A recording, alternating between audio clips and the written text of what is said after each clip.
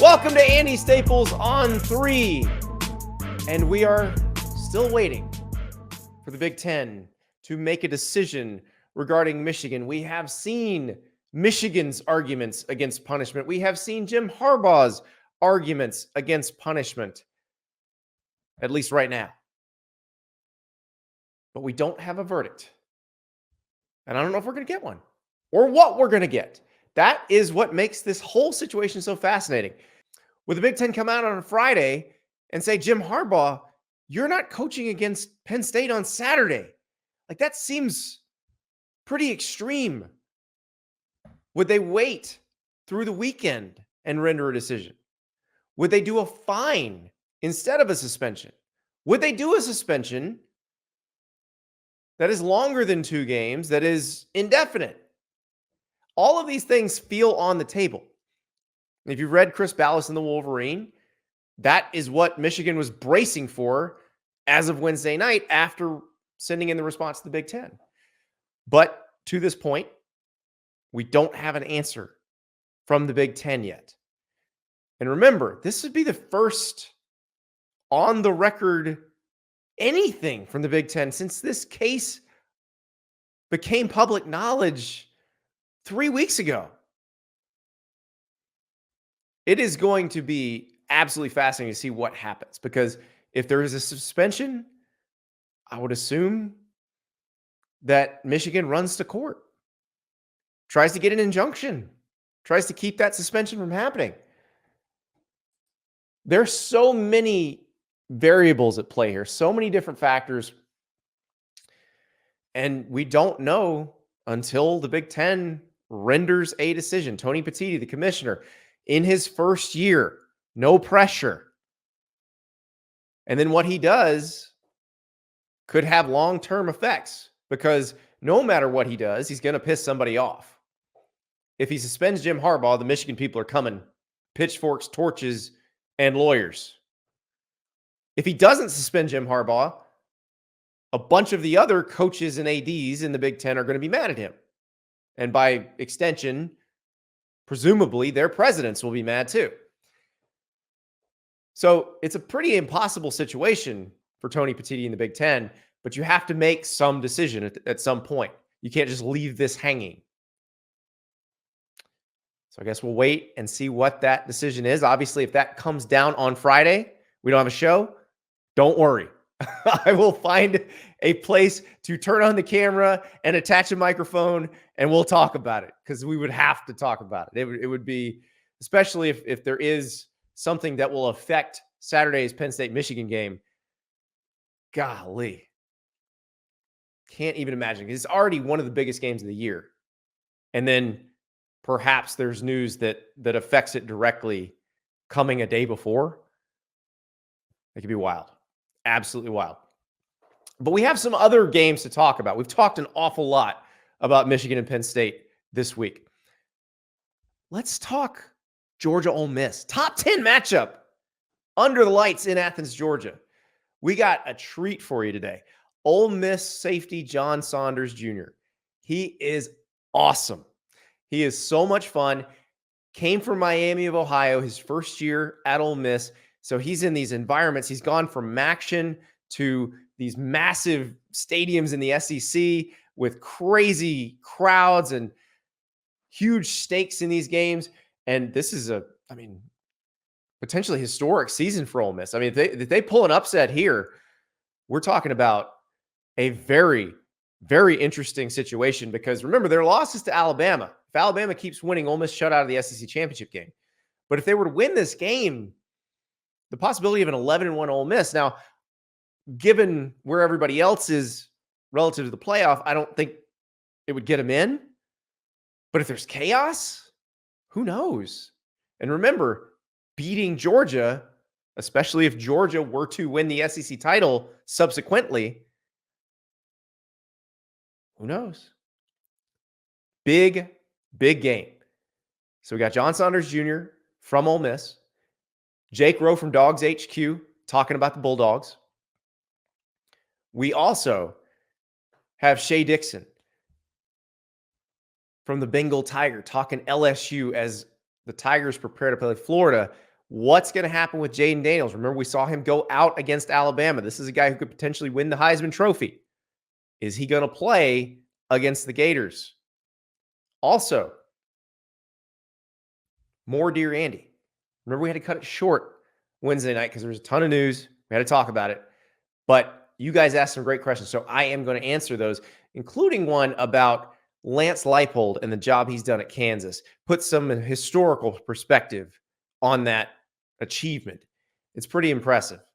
So you're going to want to wait around for that. But first, I want to tell you about Prize Picks.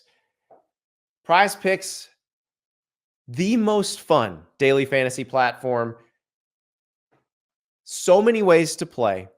You pick as few as 2 squares, as many as 6. You can win up to 25 times your money. And you can play college football, NFL, NBA, hockey, doesn't matter. But the college football part is a ton of fun. Basically, you're deciding if someone is going to have more than or less than a yardage total or a number of touchdowns in a game. And it's going to increase your interest in some games, let me tell you. So first, I want to tell you, get the Prize Picks app. Use the code Andy, and you'll get up to $100 match on your first deposit. So if you deposit $100, they will match $100. You deposit 50, they'll match 50. And then get to playing. So they're populating the choices for this week, for Saturday. And you can play Thursday night games, Friday night games as well. But looking at some of these for Saturday, Drew Aller, the Penn State quarterback, more than or less than 193.5 passing yards against Michigan. Less than, Michigan's winning that game. More than, maybe Penn State has a chance. Could be very interesting. Joe Milton headed to Missouri. Tennessee, Missouri is going to be a big one. We'll see if Luther Burden plays. Remember, Eli Drinkwitz said he was questionable in that game. But Joe Milton, the Tennessee quarterback, 236.5 more or less. Brady Cook, the Missouri quarterback, 267.5. Now, if Luther Burden is available, that number, the more than, seems like something you can do. If he's not, who knows? Another interesting quarterback, when Michael Penix Jr., the Washington quarterback, 302.5. Now, Michael Penix's number is typically in the 300s. But remember, this is against Utah's defense. So could be a very interesting game in Seattle. That Utah-Washington game, looking forward to a lot. J.J. McCarthy, the Michigan quarterback, more than, less than 1.5 passing touchdowns. I think against that Penn State defense, he's probably going to have to throw for some scores. He's probably going to have to throw Michigan to a win here. They can run the ball, and their average rushing total is pretty good. It is not what it was last year. They are not the dominant team on the ground that they were last year. Remember, they just annihilated Penn State on the ground last year. But this year, probably going to need some more out of J.J. McCarthy in the passing game, which, by the way, that might mean more than 61.5 passing yards for Roman, or receiving yards for Roman Wilson, or maybe more than 37.5 receiving yards for Cornelius Johnson. These are all the things you got to think about. On Friday, I'll be looking through those Prize Picks plays. I'll be trying to figure out mine. We'll talk about them on Twitter Friday and Saturday. I will maybe take your advice. Maybe I'll ignore it. If I take it, it's probably better for me. When I've ignored it, it's been bad for me. I'll tell you that right now. Go to Prize Picks, download that app, use the code Andy, and they will match your first deposit up to $100. It's going to be a lot of fun, especially with these games this weekend. Get that Prize Picks app. All right, it is now time to talk about a big game in the SEC. Ole Miss, with one loss and one loss only, headed to face undefeated Georgia between the hedges at Sanford Stadium. John Saunders Jr. in his first year at Ole Miss after coming from Miami of Ohio. So he is making his first trip to Athens. Oh boy, this one's going to be a fun one. Here is John Saunders Jr. Joined now by Ole Miss safety John Saunders Jr. The Rebels headed to Athens, Georgia to play the Bulldogs on Saturday. John, what is it like at practice when you know you're about to go play one of the best teams in the country? Oh, man, it's intense. We're like, the level of focus is like through the roof. It's not even like last week it doesn't even compare. Like we're all just focused and just ready to go. Honestly, like it's just everybody's tuned up and just ready to go in there. Honestly. Well, and for you, this is a different experience too, because you played your first 3 years at Miami of Ohio. Mhm. You come down to the SEC. How different are these environments from what you were used to? Oh, it's like night and day. Honestly, it's no comparison. Within like right now, the MAC is playing on like Tuesday, so it would be like maybe like 3,000 people at the game or something. So like now going into like 100,000, it's like it's really like just a blessing. Honestly, I'm just really appreciative, and I make sure to like I'm not even looking at in the stands. I'm really focused on my job and just worried about my role and what I got to do on this play call. And I always make sure to find my family though. That's like one of the main things I got to do. Got to see where the family's at. So how does that work? Do you call and say, okay, do you tell me where you're sitting, or do you get out before the game and figure out where they are? Before the game, they're usually there like before us. My mom and wife, they be like, they're always there early, and my mom is always standing up like the whole game. So it's pretty easy to find them. She's super rowdy. She loves it. She loves it. Was she like that in high school too? Was she always standing Oh, up and talking? yeah, she been like that my whole life. My mom said she wanted my sister to play football. Like yeah, yeah, she's a different. My mom's real tough. She's from Pittsburgh, so Pittsburgh people really are like still like made of steel. It's crazy, man. Well, that's okay. So now I know what side of the family she's on. So she's Jaquan Brisker's aunt, right? And you're his Exactly. cousin. Yep. Mm-hmm. So Yep. Jaquan, like when he was at Penn State, he might have been my favorite player watching all of college football because he's just always around the ball, and he's been that way with the Bears too. What kind of advice has he given you as you've kind of grown up? Oh man, he's been like it's been amazing, honestly. Like because growing up, like he was from the like east side of Pittsburgh, and I moved to North Carolina, so we didn't really talk that much. But then once we got back in contact, it's been amazing, man. Like I just talked to him yesterday.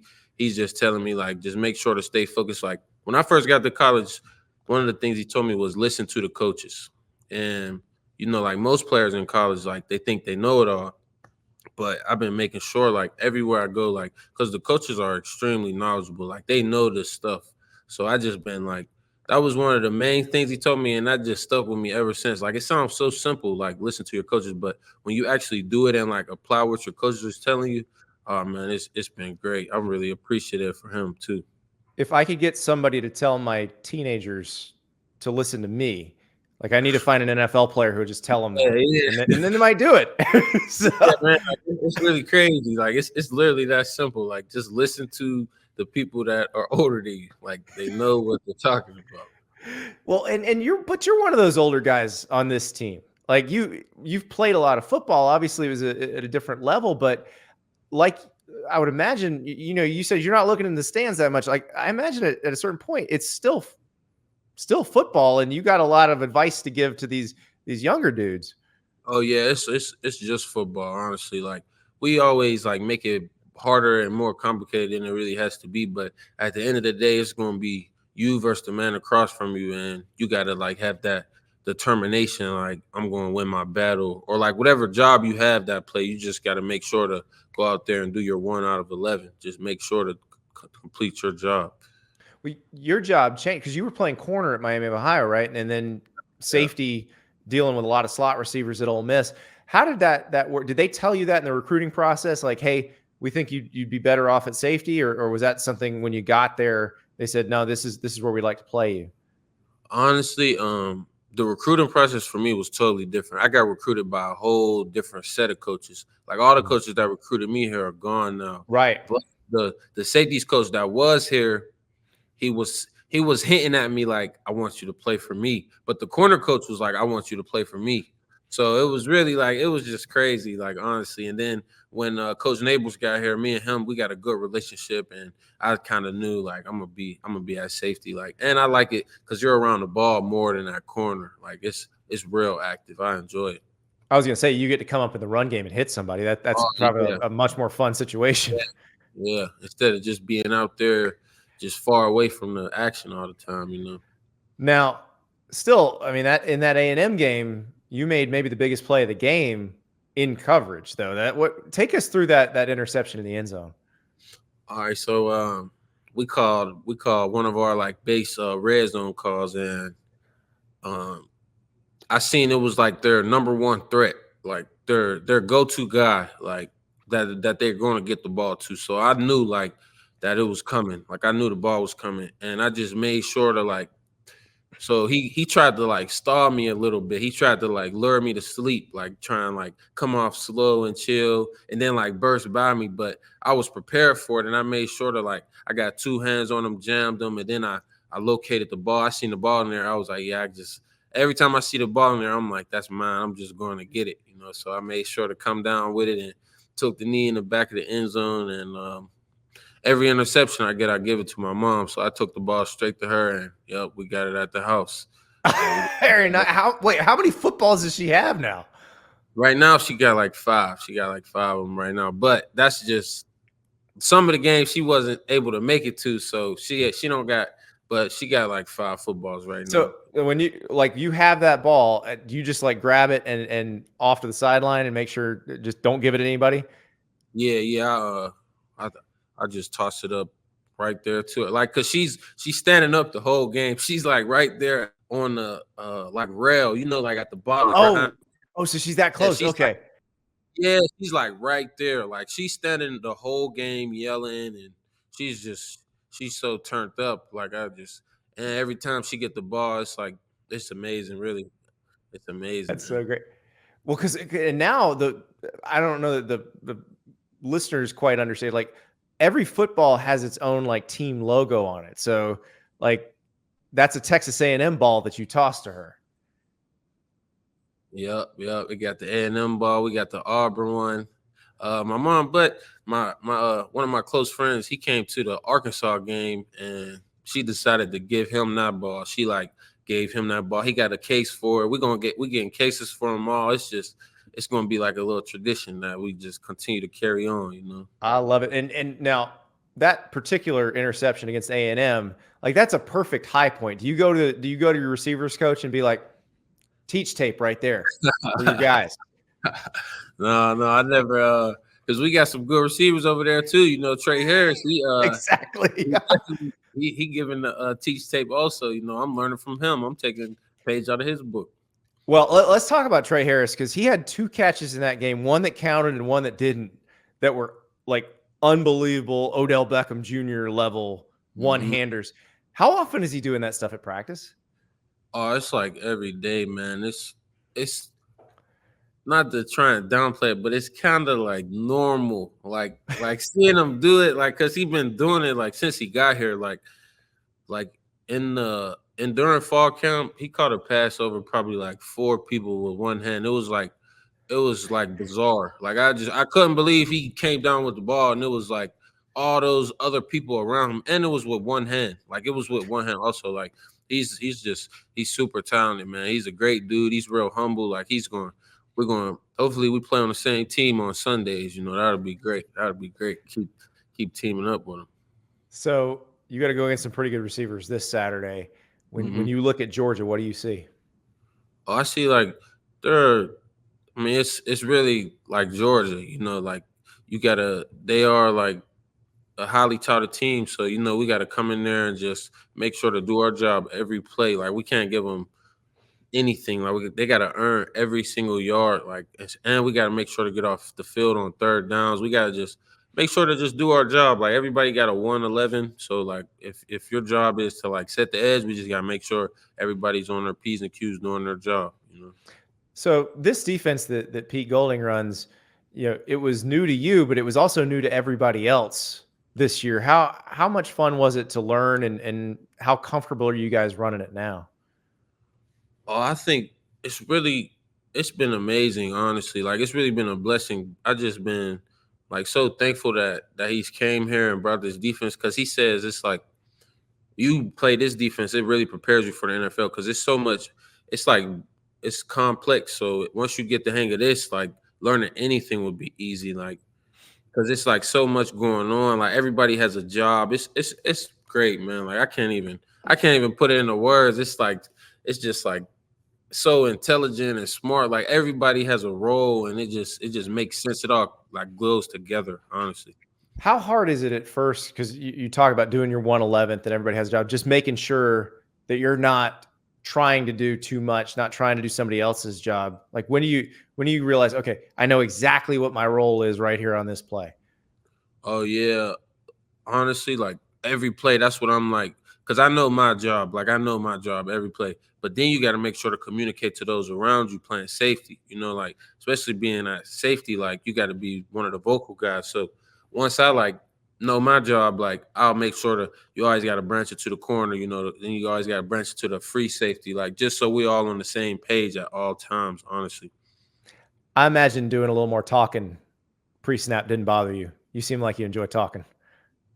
You know, man, that's if you people around here, like I don't even really like talk that much. It's crazy, man, because I don't know. I'm a real like quiet guy. Like I like speak when I'm spoken to, you know. I just be like chilling, going on about my day, like handle my business, you know. That's hey man, I appreciate that, man. I Really. feel like you're the spokesman for this defense. Like when I've seen somebody talking from your defense, it's been you. Yeah, So, yeah, that's definitely true, man. That's definitely true. You know, I'll take I'll hold it down for the guys, you know, make sure to talk for the team.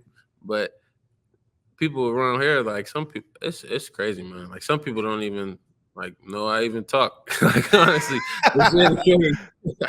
It's well, crazy. you got it. You got the gift. So good Appreciate luck it. on Saturday, and good luck to your mom to get one of Oh those yeah, footballs with a G on it.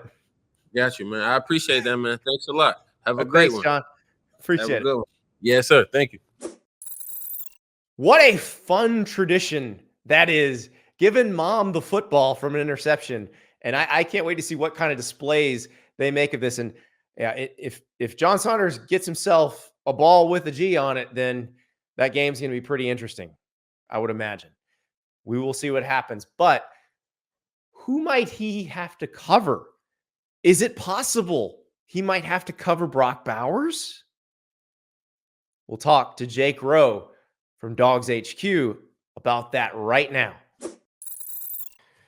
We're joined now by Jake Rowe of On3's DawgsHQ, talking Georgia Bulldogs. And Jake, I think everybody going into this Ole Miss game wants to know, is this a possibility that Brock Bowers actually comes back in this game? Possible, yeah, absolutely. I think one of the biggest things that might be standing in the way is the weather, because it's supposed to be a little wet. I wonder if Georgia might get a little cautious.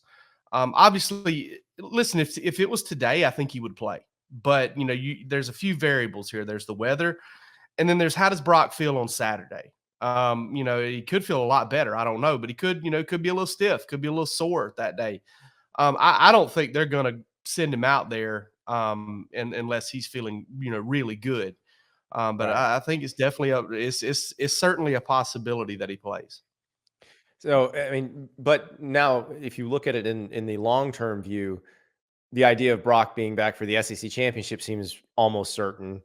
Maybe back for Tennessee, almost certain. That certainly probably makes Georgia feel a lot better offensively in terms of just what weapons they're going to have at their disposal. Yeah, not only is it, Georgia's got to make the SEC championship. They got to win one of these next two games. If they can win on Saturday, I still think Brock's probably going to be back and play against Tennessee. But I think it's looking like, hey, if you make the SEC championship game, not only are you going to have Brock Bowers back, you might have like 90, 95, 100% Brock Bowers back, which is, pretty crazy. And Andy, it's unreal because it's never the third string cornerback or the fourth string, inside linebacker that makes these miraculous recoveries. It's always the freak show, quick twitch fibers, big, strong, fast, generational type talents that seem to do this sort of weird recovery stuff. And here we are with Brock Bowers, like 3.5 weeks away, and he's practicing a little bit. Right. It's probably not an accident. Adrian Peterson's like the fastest to ever come back from ACL surgery. Like, Exactly. yeah, I know. Exactly. I'm with you there. And we've seen it happen pretty quickly. Tua Tagovailoa got hurt in the SEC championship game, played in the Orange Bowl after that same tightrope procedure that Brock Bowers had. So it's doable in a fairly short window. But I get where you're coming from, where if Georgia feels comfortable, if they're, the East champs, if they've clinched the East, maybe you do hold him out a little bit longer and make sure he's absolutely ready. Yeah, I mean, I still think if they win Saturday, they have the East clinch.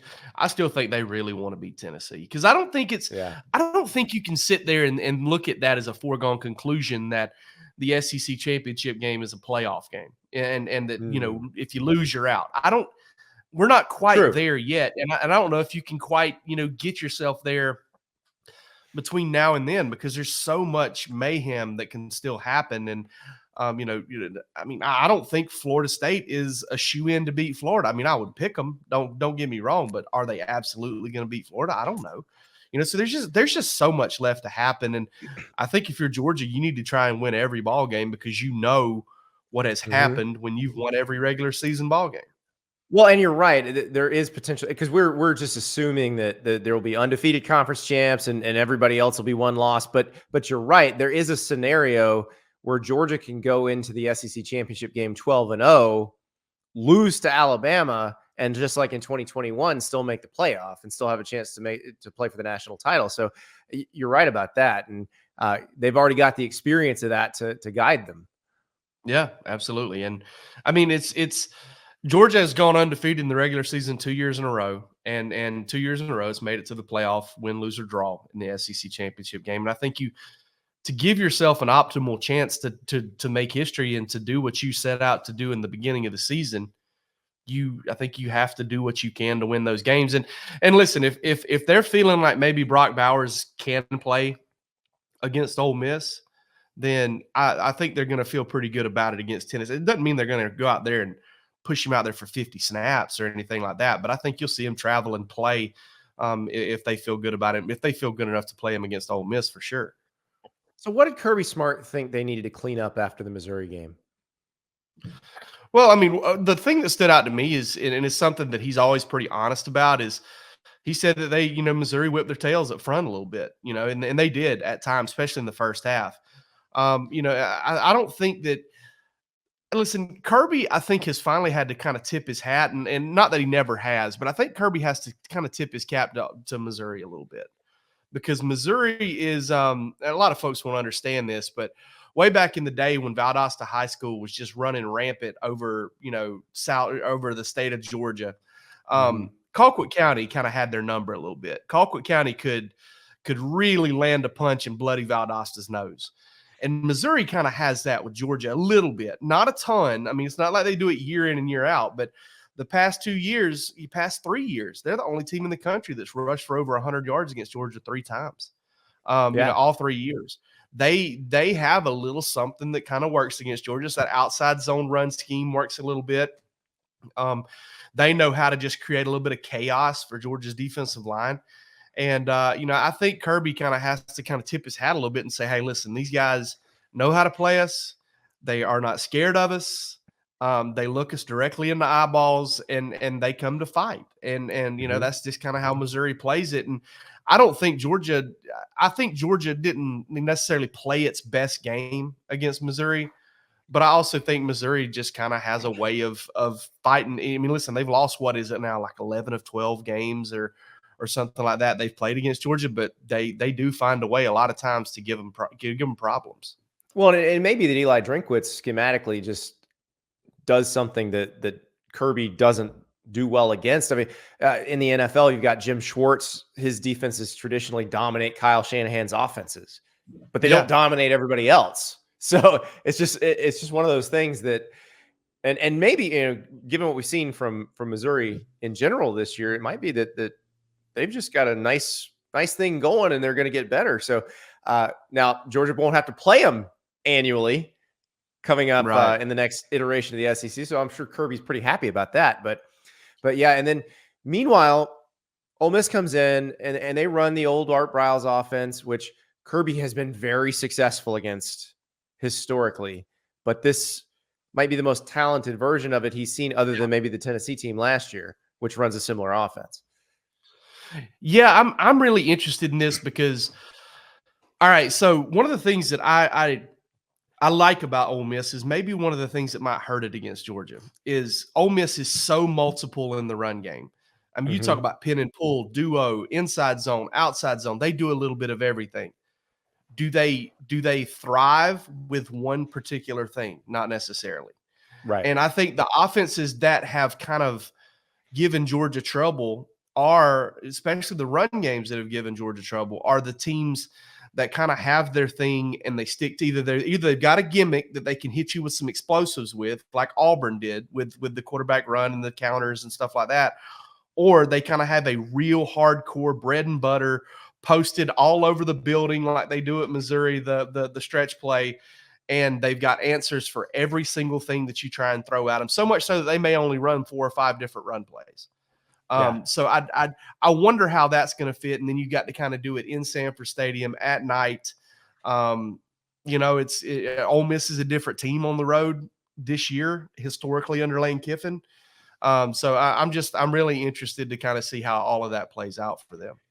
Yeah. And can they hit a couple shots on them? Because what really opens up the run game in that offense is when you hit a couple downfield shots, and then you can very quickly get to the ball, hand it off a couple times with the defense gassed. That's where they really make their hay. They didn't really do that against Alabama this year. Georgia's a similar defense. So it's strange because the Saban Smart thing with this does make it where you feel like you've had a preview already. A little bit, yeah. And you bring up a good point there too. One of the big keys to stopping this offense is a little bit of luck, because if they do get a guy behind you, you hope they miss him, because they do like to throw that long ball and do that. And Tennessee's kind of had that against Georgia. That's been one of Georgia's saving graces the last couple of years. Tennessee's only gotten 1 or 2 shots and it's missed them the last couple of years. But, so what they do is they keep everything in front, and they're like, all right, listen, if you want to drive it and do something that's uncomfortable for you, then do that. We'll make you play left-handed a little bit. And that's kind of the hallmark of the way Kirby and Nick Saban, even though I think they are different defensively, more different now than they ever have been. I think Georgia still has simplified things a little bit more, to whereas Alabama has kind of still kept the same thing going from years after years. But Georgia's a little bit more multiple, a little bit more simpler. I do think we've maybe seen a little bit of a preview there, but I also think Alabama might be a touch better in the front seven, especially when with Georgia kind of, maybe now that Georgia's getting healthy, maybe they're not, but they're very comparative, maybe a little bit more disruptive in the front seven. Yeah. The one guy I wanted to ask you about is Tyrion, on the D line. Like, he comes in against Florida and looks like what they have not had, and he was coming off an injury, right? Yeah. Mm-hmm. And yeah, so, he had missed, he hadn't played since week 1. Yeah. It feels like that's kind of what they've been missing. And look, when you lose all of Jalen Carter, and then all of the other guys that they lost in the first round of the D-line the year before, it's very hard to replace that. But it does feel like some of their younger guys have shown you kind of the seeds of, maybe they can be that next set of first-round guys. Yeah. Ty Ingram Dawkins is definitely one of those guys, because he takes some of the load off of Mykel Williams, who is another one of those dudes. Really what it comes down to for Georgia, and the reason I kind of made that comparison with Alabama's front and their front seven is, Alabama's got Dallas Turner, and Alabama has some TFL guys, and Georgia hasn't really had that. But now, with Mykel Williams coming on a little bit, with Ty Ingram Dawkins, Jalen Walker, a second-year guy who's an inside linebacker who they're using on the edge, and he's 2.5 sacks in his last 2 games. You're seeing Damon Wilson, a 5-star, out of Florida, who has really come on in here after the bye week, like a lot of freshmen do, forcing holding penalties, getting pressure on the quarterback. Georgia's becoming more disruptive, and so I think it may be gaining ground in that aspect. But it's one of those things that, when you start thinking about these games at home, and the crowd noise and the silent counts and the against hurry up, no huddle. You're going to try to use bodies, and you're going to try and get those guys a chance to make impactful plays for you on third down. And Georgia's starting to really grow into itself with its ability to do that on third down. Yeah, and that's what, go back to the Tennessee game last year. They really heated up Hendon Hooker, and that made a big difference. Probably need to do that to Jackson Dart in this game. And Jackson Dart is like Hooker. He's a smart runner. He'll get those yards if you let him do it. Yeah, he is, and that's one of the things that I circled this game after the Auburn game. I circled this game because I thought, when you look at kind of Auburn's athleticism at quarterback, maybe not as much as Robbie Ashford, but definitely as much as Peyton Thorne. Jackson Dart kind of fit the mold, and he fit the mold as a passer. And he brought an element of the passing game that hasn't been there. And if you look at the numbers, right, Ole Miss is not the dominant run game that it has been the past few years. It's not running for 250, 210, 225 a game like we've seen Lane Kiffin offense do it. It's 180, and a lot of the reason for that is they're throwing the ball more with Jackson Dart. Yeah. He's getting more attempts. He's getting chances to throw it down the field. He's averaging 10 an attempt. Again, different quarterback on the road so far this year than he has been at home. Much better at home than he has been on the road. But he's a guy that, honestly, I think the Hendon Hooker comparison is really spot on. I mean, he's a very effective runner. He's a very capable runner. He's also a really good passer, and it's gonna be up to Georgia with less talent on defense. With less talent in that front seven, really. With no Jalen Carter, really, that is the only guy that they're missing because they didn't have Nolan Smith for that game last year. But that's and I guess no Jamon Dumas Johnson either. He's going to miss this game as well, from what we know. So it'll be interesting to see if Georgia kind of tries to use the same plan, because Georgia really dialed it up on him last year. Going to be fun to watch Saturday night between the hedges. Jake Rowe, thank you so much. All right, bud. Jake Rowe with all the pertinent info on the Bulldogs. DawgsHQ, that is On3's Georgia site. If you're not already a member and you're a Georgia fan, what are you waiting for? Jake Rowe, Rusty Mansell, come on. Nothing better for Georgia fans. LSU fans know the Bengal Tiger is the place to go. And Shea Dixon covers the Tigers for the Bengal Tiger. They got Florida coming in, and obviously the health of Jayden Daniels is the big story this week. So let us talk to Shea Dixon about that. We are joined now by Shea Dixon of On3's The Bengal Tiger. Shea, the news in Baton Rouge is obviously Jayden Daniels takes the big hit from Dallas Turner, goes out during the Alabama game. What is his situation heading into the Florida game?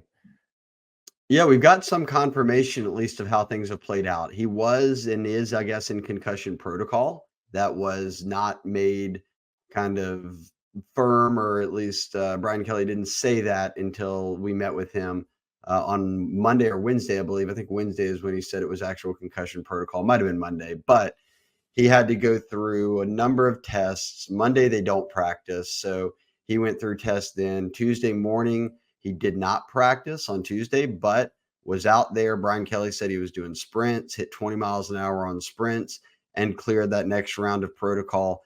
So they said that if all was good on Thursday, then he would be cleared for full contact practice. Then obviously Friday's a walkthrough.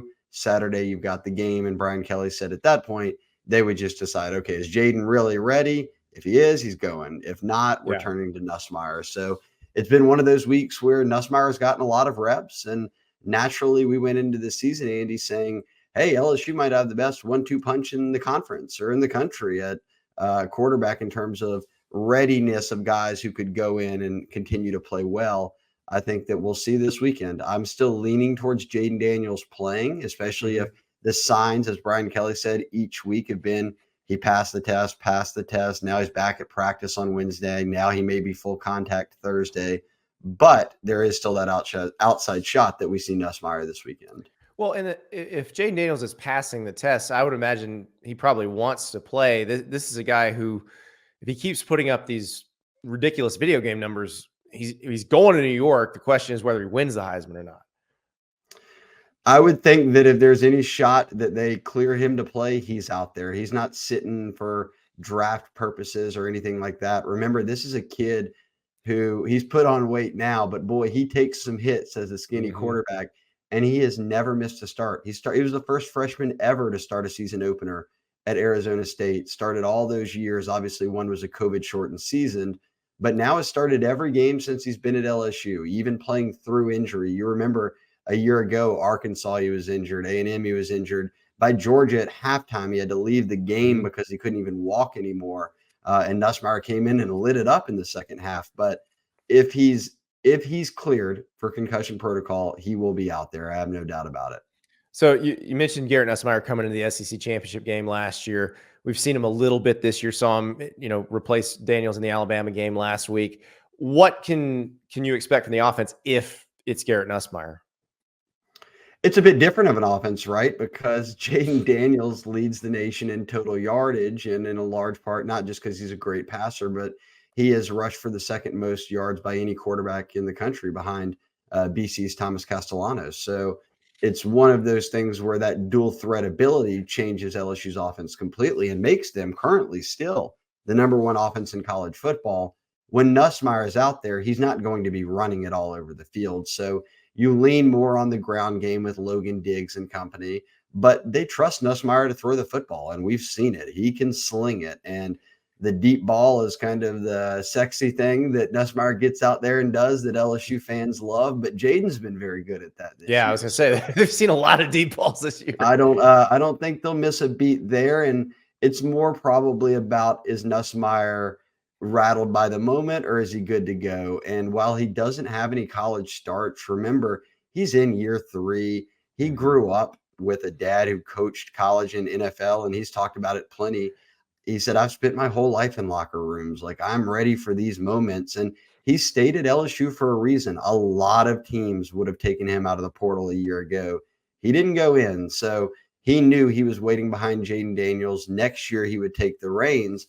But if this moment ever came where Jayden got banged up, they fully trusted him to go out there and execute with this offense. So I would think that they have full faith in Garrett Nussmeier being out there. The product will look different, but I think that they can still get some nice execution out of it. Well, and if we want to talk subplots, the possibility of the son of a Jim McElwain era Florida offensive coordinator playing against Florida is its own wonderful subplot. But these are going to be two of the worst defenses in the SEC, if not the country, playing each other. How much scoring is there going to be, regardless of whether Daniels plays? Like, how much scoring is there just going to be, period? Well, LSU is still the only team that's hit the over in every single game they've played this season. So no matter how that line just keeps creeping up, somehow LSU finds a way to hit it. So yes, this could be a weekend where we see a good amount of scoring, considered that very quietly, not on your show, but maybe nationally, Graham Mertz has played well. I know Florida's run game isn't as far along as they wished it would be at this point with Etienne and then obviously Montreal Johnson. But I do think this is one where we see some points, whether it is Daniels or Nussmeier, just because of how these defenses played. And I'll add to your Nussmeier subplot there, and everyone knows this, but worth mentioning, this is a Billy Napier staff, really, that is coming back to Louisiana after having success with the Ragin' Cajuns. Napier talked about that. I asked him this week on the SEC coaches teleconference, and he said, look, we've got a lot of guys on this team. Their 2 starting running backs, Montreal Johnson and Trevor Etienne, are from Louisiana. They've got other guys on the team from Louisiana that they brought from UL. And then a lot of guys on this staff, just look at it. Their O-line coach, Rob Sale, their DB coach, Corey Raymond, those guys played at LSU. So This holds a lot of sort of subplots that it brings with it into it. Well, and Kyron Lacey, LSU receiver, played for Billy Napier at Lafayette. So it is. And there were a lot of LSU fans who wanted Billy Napier to be the hire. Yep. And a lot of Florida fans who, when Billy Napier got hired, were like, wait a second, Brian Kelly was available. Yes, correct. So yes, this has a lot of storylines going into it. Yeah, it's been one of the weirder rivalries, period. Like going back to games rescheduled because of hurricanes and Florida having to go to LSU in 2016 and then winning when they probably shouldn't have been able to. and then LSU having to play in Gainesville twice. Like, there's always something with this game. A The shoe toss, the shoe, a fake field goals during the Les era. This is truly LSU Auburn has always been that kind of series where you're like, man, expect the unexpected. But LSU Florida is and this is what kind of stinks, right? With as we lose the East and West and we figure out the future of the SEC, LSU Florida is a staple. We get it every year, and we've got the Jacob Hester years of all those fourth down runs. We've got the Tim Tebow years where they got his cell phone number and he beat him in Tiger Stadium and was mocking. Oh, he didn't beat them. And they got his cell phone number, and then he was leading, and then Jacob Hester went crazy. I remember a time where Brandon Spikes picked off Jarrett Lee and then punted the ball into the stands and maybe even out of the stadium. There is no love lost between these two programs. Early Doucette hit by Riley Cooper getting a kickoff return for the easiest Florida touchdown you ever saw. It's crazy. And it's an old rivalry. It goes back into the 60s. Like, Steve Spurrier played against LSU every year he played. The Brad Wing fake taunt that got called back when he pulled it on Florida. So truly, I think this is one of those games where you say throw the records out the window. Anything can happen between these two teams. So I have a theory I want to run by you because you've seen all these games. Florida, a significant segment of the Florida fan base believes they have been cursed since the Marco Wilson shoe throw in the 2020 LSU game. Do you think if there's a scenario where, say, I don't know, maybe Logan Diggs is running the ball, somebody tries to tackle him, accidentally pulls his shoe off, and it flies, 5 yards from him. If a Florida defender were to pick up an LSU player's shoe and bring it back to him, would that break the curse?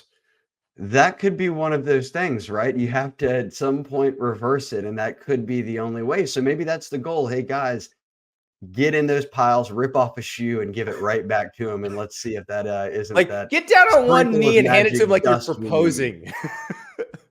Absolutely. Yes, I think that they'll try anything. I think it's funny, too. I've had Florida fans texting me this week, 52-10, 45-0. I said, man, y'all are so down on the Gators right now. I think this is going to be a really good game. I know the line's at 14. We don't really know what's up with Jayden Daniels for sure. But yes, LSU's got the best offense in the country. This Florida LSU game for me is so unpredictable every year. Even Burrow lost to Florida in 18 when he was on the roster. So buckle in. Saturday night in Death Valley with these two teams for the final time as the East-West divisional rival opponent. I think will be a lot of fun, and it's sold out. They've already confirmed it is a sellout crowd. Well, you're right. There's going to be a lot of scoring because if you look at what Florida's done against South Carolina's defense, against Arkansas's defense, like they move the ball up and down the field on those teams. They didn't score on Georgia, but that's Georgia. So, like, the way LSU's D ain't Georgia's. Yeah, Florida's going to move the ball, and so I think who plays quarterback for LSU probably is of great interest probably to the gambling public, though I would suggest to those folks probably still take the over. Take your team total overs, take the total over, take it all. I'm not sure how much defense we're going to see this weekend. I say this, Andy, if we have made it into almost mid-November and the defenses looked about the same as they did when things kicked off September 1st or 2nd or whenever that was, I don't expect many, wholesale changes. So this will be an offense game for sure. How much heat is there on Matt House, the LSU defensive coordinator locally? A lot. I mean, I think that LSU fans feel as if they view it as we've lived through the less years, for instance. Now you've given us the number one offense in college football, a quarterback who has more total yards than anyone in college football, who is somehow still in the Heisman race with 3 losses. And all 3 of those losses, really, they all came on the road, but are on the hands of the defense. They lost to Florida State in week 1. Yes, the offense didn't do a ton after halftime. They only scored once more. But LSU in those 3 games, Andy, combined for 101 points on offense. Their 3 road losses. That was to Bama, Ole Miss, and Florida State. That's about, 33, 34 points a game. Yeah. Right now, that's and would have fourth scored in more the had Daniels fourth not in gone the out. SEC, fifth in the SEC above Missouri in average points per game. So, like, in their losses, they averaged a top 4 scoring effort in the SEC and still lost. I think the one that stings the most is Ole Miss. You can't go up in a road game at night in Oxford to an Ole Miss team that's hot, that's now in the top 10, and put up 650 plus yards of offense, score 49 points, and you lose. How does that happen? So for me, I think that about sums up how LSU fans feel about the defensive effort this year. That is when you just say the numbers out loud, it's shocking. And really, 2019, we kind of look at it as its own thing, like its own special, everything came together. But I think about all the years that LSU fans were so frustrated that they had a great defense and an offense that was not dynamic enough. This is similar to Iowa fans right now. And this is the offense those people always wanted. And it looks like it's something that could continue. It doesn't, maybe it's because of Jayden Daniels and Malik Neighbors and Brian Thomas, but LSU's always got really good players. So you think it could keep going, but you got to put a defense with it at some point. Yeah, I think they want to get back to look. The reality is when Brian Kelly took over this program, it was a major rebuild. They had 38 scholarship players. And in year one, winning the West, it certainly over exceeded any expectations. And maybe that made us think, okay, LSU might be a little bit better or further along than they really actually are in this rebuild.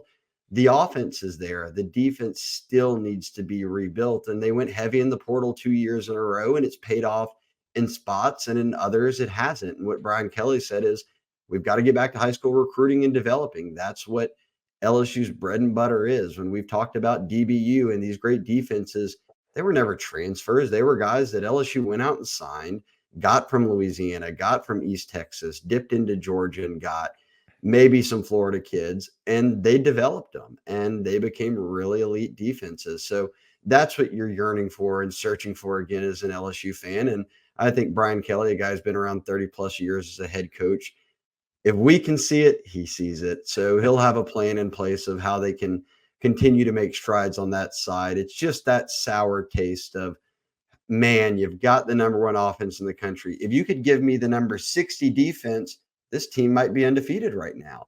But you've got the number 100 and whatever ranked defense, and you've never climbed out of it since that week 1 showing against Florida State. That's been the issue. So it's not a fix this year. LSU's offense is going to need to keep carrying them. And as Brian Kelly said, how paramount it is, win out. And that means beating Florida, beating Georgia State, beating A&M, and putting yourself in position 9-3 to get to 10 wins. Because people will forget, Andy, when he took this program over, 38 scholarship players, but they were coming off back-to-back 500 regular seasons. That's not the norm down here. In fact, that losing season, they got Ed Orgeron fired. They lost the bowl game when they had to start a wide receiver at quarterback.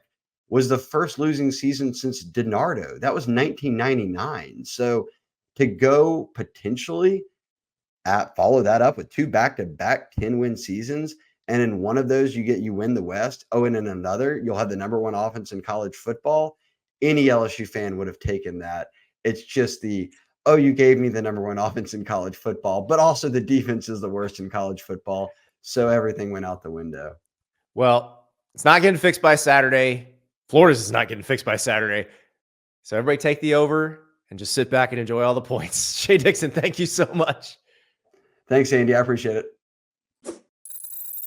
That Florida LSU game is always weird. Always, always, always. So I know everybody's thinking, oh, LSU's going to roll over them. Maybe. But if they do, it'll be in a weird way. Or maybe they won't. Maybe it'll be a very compelling game.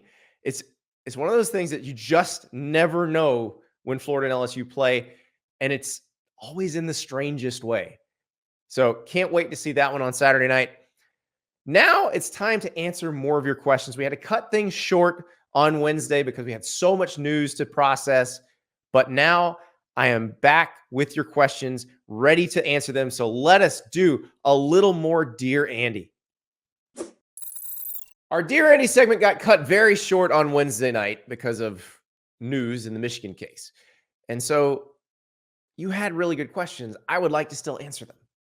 So let's do it. I got a great one here from Mike. I haven't done a ton of research on this, Mike says, but has Kansas pulled off the greatest 2.5-year turnaround in the last 50 years? This is a really good question because think about how awful Kansas was when Lance Leipold got there. Think about the circumstances of Lance Leipold's arrival. Remember, this was not a situation where Les Miles got fired for poor performance at the end of the season, a normal coaching search, coach hired before recruits are signed. No. Les Miles was fired at the end of spring practice. I believe Lance Leipold was hired like the day before the spring game in 2021. And remember how that worked. It all came unraveling pretty quickly at Kansas. They were trying to deny David Beatty his buyout. Jeff Long got okey-doked in a deposition. Jeff Long was the athletic director. He got okey-doked in a deposition because he was saying, oh, well, he was using analysts to coach, and you can't do that. That breaks NCAA rules, so we don't have to give him his buyout. And then they showed Jeff Long video of Les Miles' staff using analysts to coach, and suddenly David Beatty got his buyout. But then after that, you had a mushrooming situation at LSU where stuff was coming up, the Hush Blackwell report. And so LSU is, again, dealing with all this stuff that happened during the Miles era. And it becomes clear that probably he should have never been hired at Kansas. Now, his record at the time also was proof that he probably should never been hired at Kansas. But they were in a terrible situation. Remember, they're still dealing at that time with a roster deficiency that goes back to the Charlie Weiss era. Remember, Charlie Weiss loaded up on JUCOs. This was when you couldn't bring in more than 25 new scholarship players a year. And they had so much attrition that basically they were in a hole that it was going to take them years to get out of. And they were still in the process of digging their way out of that. So all of this is going on. And at the time, Kansas was 7-38 in the previous 4 years. 7-38. Pretty terrible. And so the Jayhawks are now 7-2 this season after going 6-7 and 2-10, or 2-10 and 6-7 in Lance Leipold's first 2 years. So that is a great turnaround. It's pretty incredible. And so I was going back through some turnarounds, and obviously you've got your 1-year turnarounds. Like Gus Malzahn had Auburn in the national title game a year after Auburn had gone 3-9 overall and 0-8 in the SEC. But that team also had won the national title in 2010. They'd been respectable in 2011. It all fell apart in 2012. So that one is not the same thing because Auburn still had good players. They just had a really bad year. Things had just fallen apart for Gene Chizik.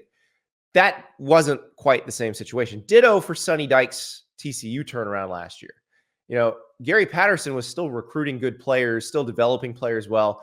Just for whatever reason, things had fallen off from a schematic standpoint, and TCU was not as good as they had been in the record. But Sonny Dykes comes in, takes them to the national title game. Now you see what's going on with TCU this year. Hard to keep that up, but that's not the same thing either. Ditto for Tulane. Remember, they went from 2-10 in 2021 to 12-2 in 2022. Willie Fritz was the coach of both those years. Willie Fritz had been the coach for several years before that. So that wasn't the same thing either. I'll give you some examples, some recent, some in the past, of ones that really do kind of match this. Oregon State is a really good one. So Oregon State was 7-29 in 3 seasons under Gary Anderson. And Jonathan Smith, who's their current coach, had them at 7-6 in year 3, 10-3 in year 4. And you see what they're doing this year. They've only got 2 losses. It's a very, very similar record to Kansas.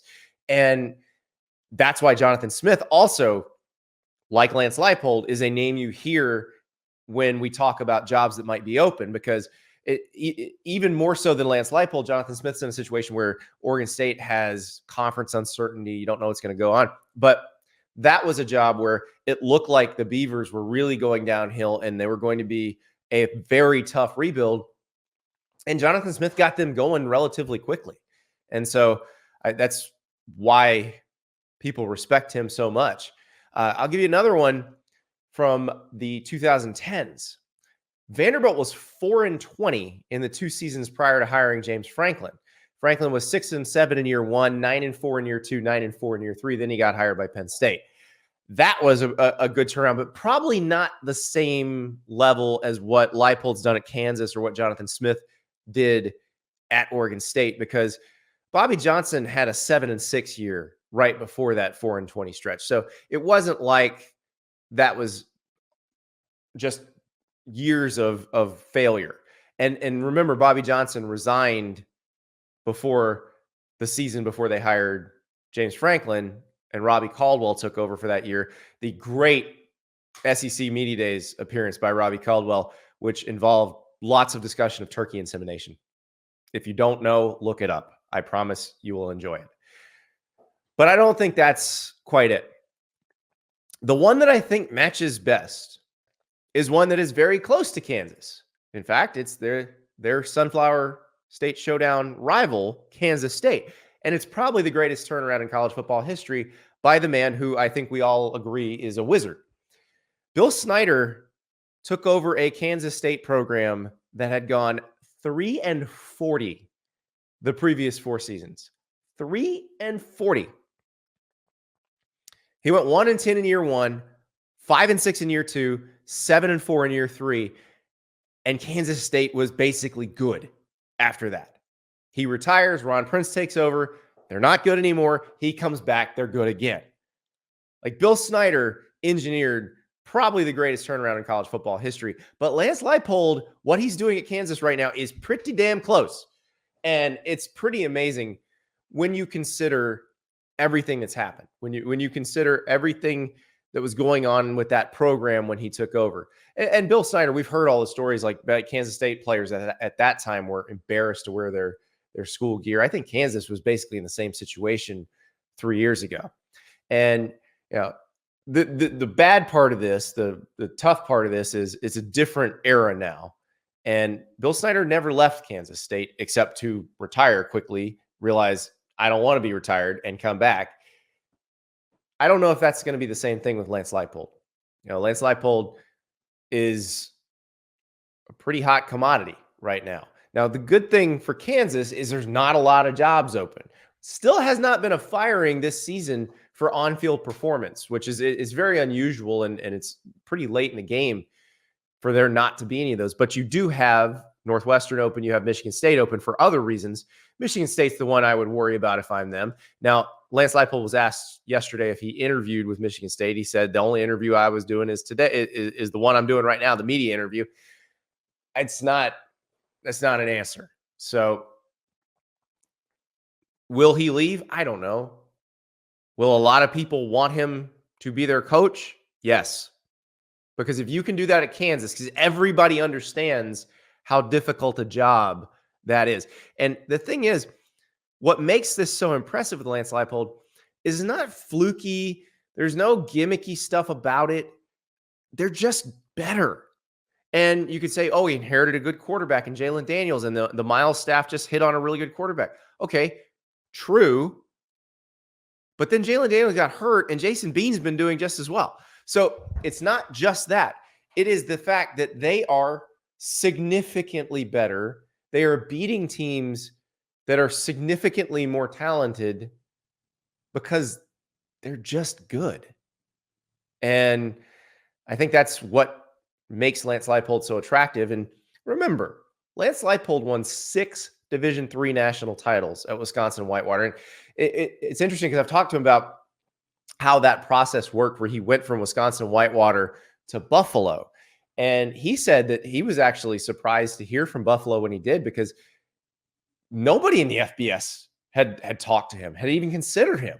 A couple of FCS schools had reached out, but it wasn't completely serious. One of them he talked to a little bit, but the resources for the program were so bad that it really weren't much better than what he had in Division III. And so nobody was really calling until Danny White, who's the current Tennessee AD, called him to become Buffalo's coach. And White was all in, because White's theory at the time was he couldn't afford anybody but like a Big Ten position coach or a MAC head coach. He probably wasn't going to be able to get another MAC head coach to take a worse MAC job. So he wanted to have somebody who had really good head coaching experience, but that he could afford. And that's how Lance Leipold got in the FBS. And he made Buffalo better quickly. Kansas saw that, hired him to do an even bigger reclamation project, and he's been great at it. And now Kansas has to work to keep him. So we'll see if they can. This next question comes from Chris. Now, Chris has got us a scenario, and we know we love our scenarios this time of year. Is it possible a one-loss Bama gets left out of the college football playoff? Here are my conference championship assumptions. The ACC has an undefeated Florida State, 13-0, and they're in. The Big Ten has an undefeated winner of the Michigan-Ohio State game, and that team is in. The Big 12 has a 12-1 Texas team winning the Big 12 title. The SEC has a 12-1 Alabama. Obviously, Bama wins out, beats Georgia in the SEC title game. The Pac-12 has either undefeated Washington or 12-1 Oregon. Still 3 weeks of the regular season to get through, so the most likely will be upsets. But does Bama make the 14 playoff in that scenario? Oregon is already ranked higher and will continue to pick up better wins through the end of the regular season. So I think it comes down to Alabama and Texas. The committee has to choose between leaving out the SEC or choosing a team that lost head-to-head to what would be the fifth-ranked team.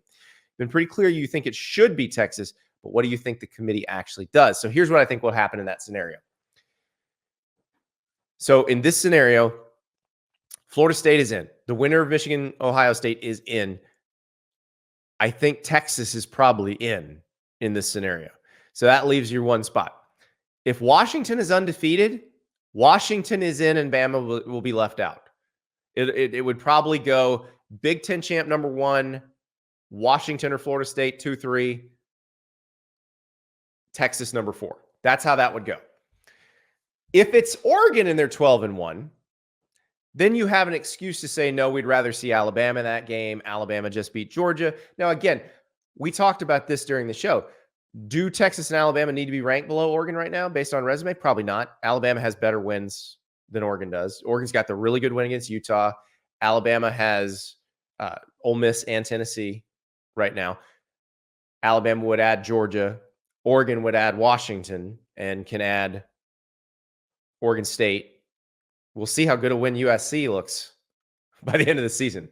Depends on kind of what they do against UCLA and down the stretch. But so I think, and nobody in Oregon wants to hear that, they would just eye test that one and put Alabama in there.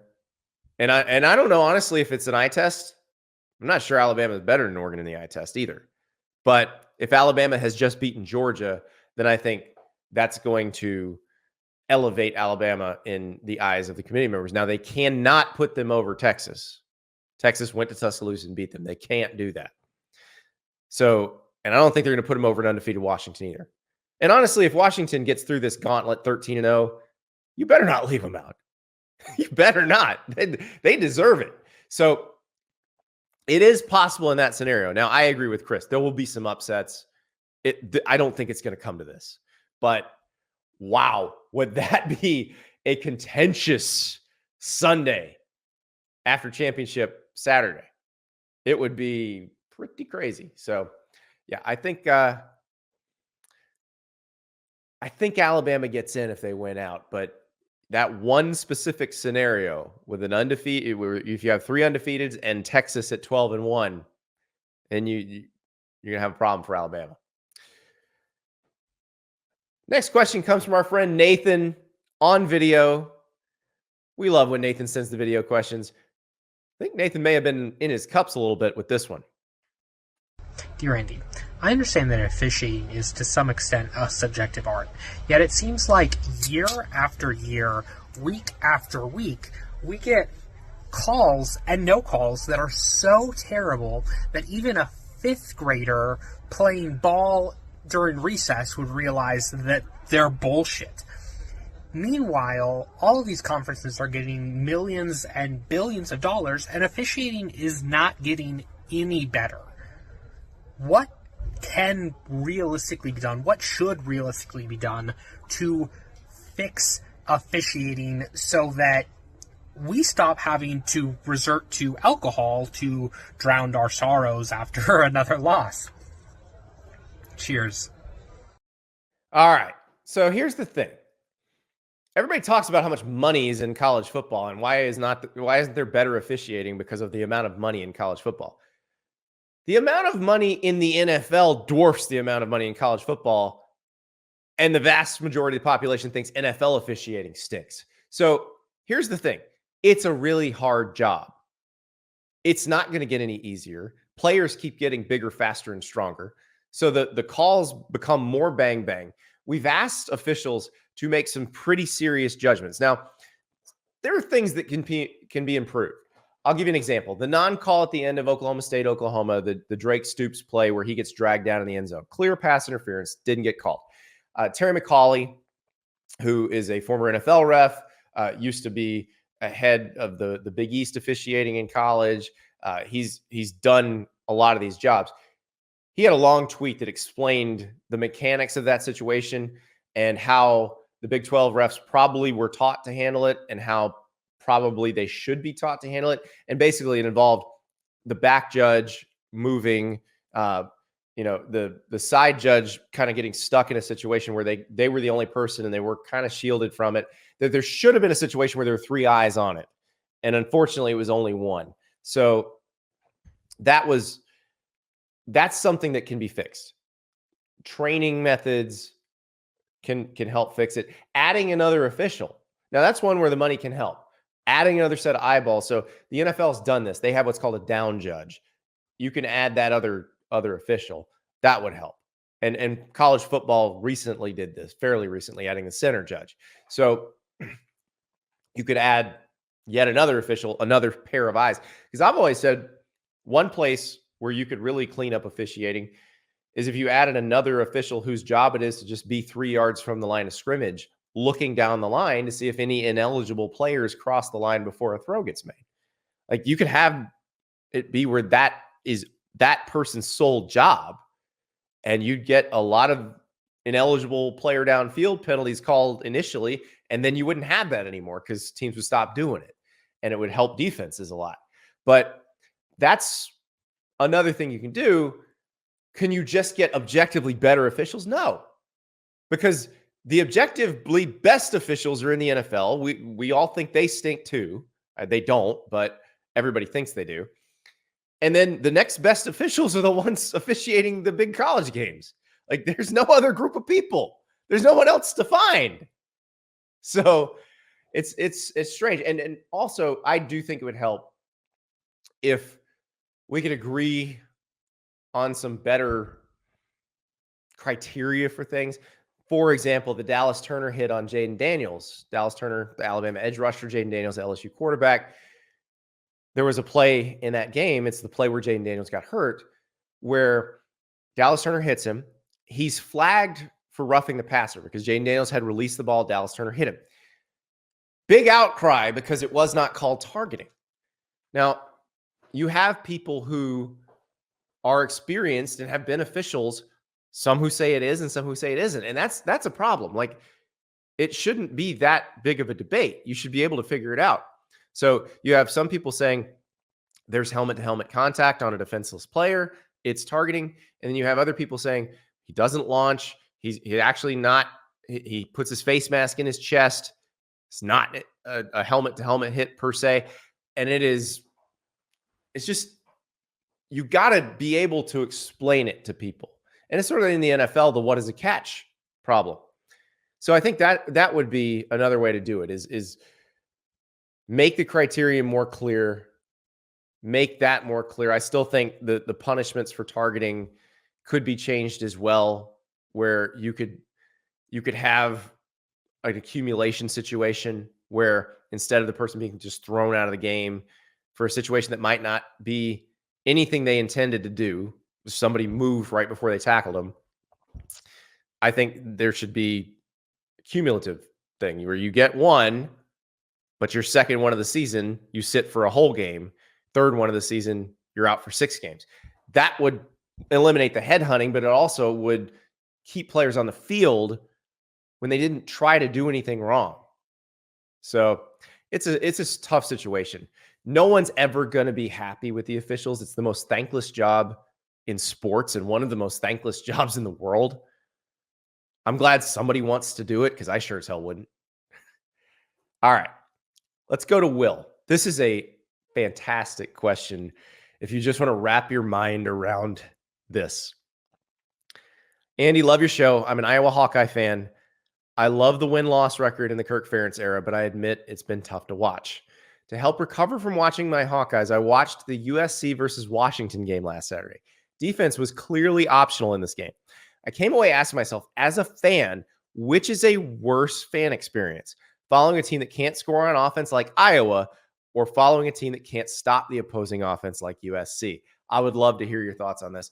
All right, so I think this is a pretty easy answer. I think as a fan, I would rather have the team that can score but can't stop anybody. LSU falls in that category this year too. It's frustrating, yes, but at least you get those moments of joy where you get to see long touchdown passes and crazy plays. Like, watching Iowa is like beating your head against a wall over and over. Like, there is no joy in it. Their defense is great, and that's fun to watch, but they actually are so good that they make the opposing offense look as incompetent as Iowa's offense most of the time, which is not fun to watch. And, I enjoy a good pitcher's duel in baseball, and I actually enjoy a good defensive matchup in football too. I appreciate good defense, but I appreciate good defense when it is stopping a good offense, not when the offense is just so incompetent that it can't do anything. So that's the issue.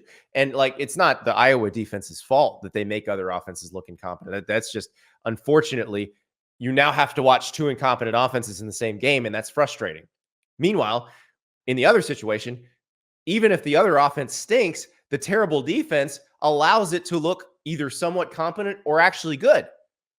And I think that is a more visually pleasing kind of game. Now, I know a lot of you don't like the 58 to 56 games. I think the casual fan does. I think the casual fan, if you give them a choice between 58-56 and 12-7, they're taking 58-56 every time because it just gives you reasons to get up and cheer. And it's sort of like a church service. Do you want to sit in a church service where you just sit there and the pastor drones on and on, or do you want to get up and sing every once in a while? That's the difference. So USC lets you get up and sing a lot. Fight songs just playing constantly because people are scoring constantly. Iowa just makes you sit there. And that's really the difference. So yeah, I would take the USC model of let them score, we'll score, you score, we'll score, over nobody scores. But hey, Alex Grinch got fired. Maybe USC will actually stop somebody now. Probably not going to be Oregon right off the bat, but it's worth a try. But that was a great question from Will. I love it. Love your questions. Appreciate every single one of them. You know where to find me at Andy_Staples on Twitter, Andy_Staples on Instagram, Andy Staples On3 at gmail.com if you want to email those questions. We do this every week. We love your questions, and please keep on sending them in because it helps us decide what we're going to talk about on the show, because we want to talk about what you want to talk about. Thank you for joining us this week. Thank you so much for all your great questions. Huge games this weekend.